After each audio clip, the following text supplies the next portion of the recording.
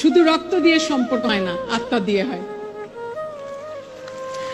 আত্মাটাকে বড় করতে হয় রে বাবা, মনটাকে অনেক বড় করতে হয়। সমুদ্রের মতো বড় মন নিয়ে তোমরা আজকে যেখানে দাঁড়িয়ে আছো, এখান থেকে যাত্রা শুরু করবে, এটি আশা করি তোমাদের কাছে।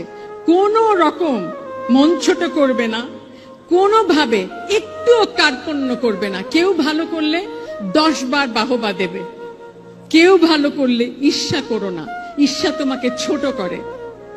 এবং আরেকটি জিনিস মনে রেখো, আমাদের জীবনে আমরা এমন একটা জায়গায় এসে পৌঁছেছি যেখানে আমরা শুধু কিন্তু তির্যক সমালোচনায় মেতে থাকি। সমালোচনাটাকে গঠনমূলক করো, যেন আজকে দাঁড়িয়ে সমালোচনা যেটা করছো, যাকে সমালোচনা করছো, তাকে গিয়ে পর মুহূর্তে জড়িয়ে ধরে বলতে পারবে যে ভাই আমি তোমার ভালো চেয়েছি বলে তোমার জন্য সমালোচনাটা করলাম। বিরুদ্ধ বা বিরুদ্ধচারণ, বিপক্ষ বা বিরুদ্ধাচারণের কোনো জায়গা নেই আমাদের জীবনে, কখনো না।